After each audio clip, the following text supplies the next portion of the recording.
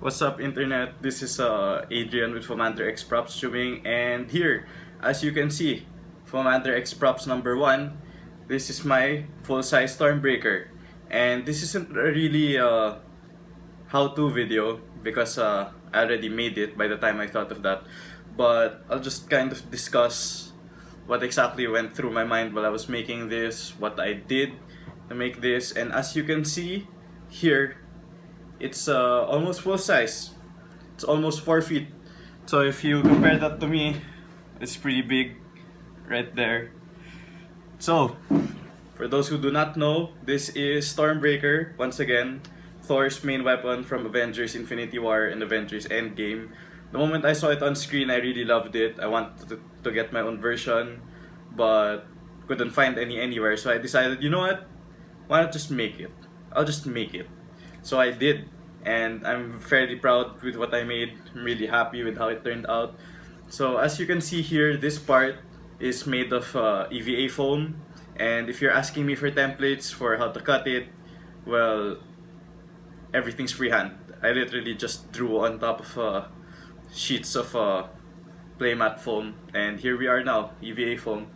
And this is the front end, this is the back end, and then there's a tower here in the center, right here.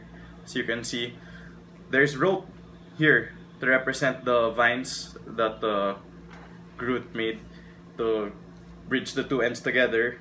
And I just had some rope lying around, and as you can see here, the thicker one, that's actually a jump rope that broke off. I don't need it anymore, so I put it here.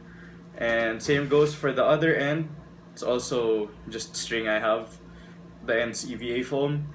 Now for the center, the actual stick, I was planning on shoving my broom into here, because it was a staff. But then I decided, I still need the broom.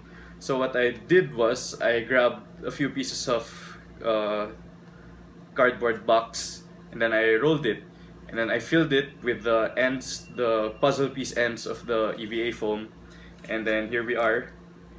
To harden it, I put some barbecue sticks, the skewers there, some zip ties, and then I wrapped it in electric tape. There are sturdier materials you can use, but that's what I did. And it works. As you can see there, it just works. And then I just carved these in with those in with the cutter. Then I was looking, if you're really a stickler for movie accuracy, this is actually on the underbelly of the hammer side, this inscription, and then the part there that says Stormbreaker in Norse runes, that should actually be on this side, but I got it wrong, and I just decided, you know what, I'll just go along with it, because the shape, I needed this bent shape here to get it looking right. But as you can see there, Stormbreaker. And then it didn't actually take me that long to make this. All in all, including painting, I'd say it took me about 9 or 10 hours. And I did most of the heavy lifting in a day, and then I did the painting this morning, so I only finished it now. But here, as you can see, full size, almost 4 foot replica of Stormbreaker.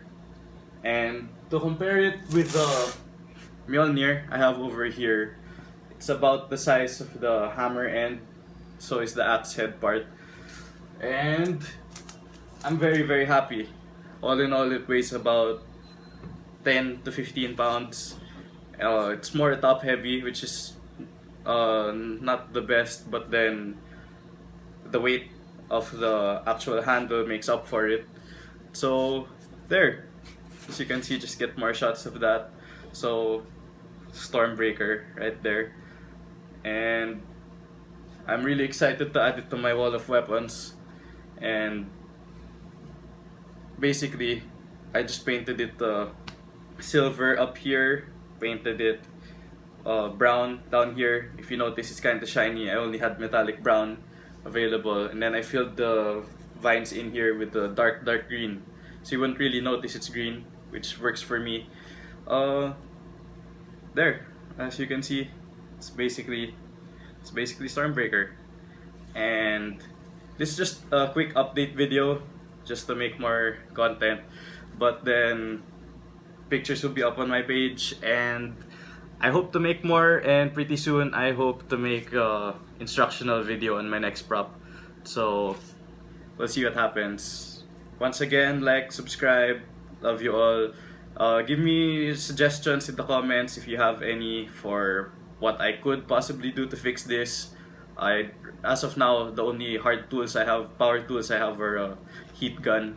I don't actually have a Dremel tool to sand this off, but we're working with what we've got, and I hope you like it, and see you next time.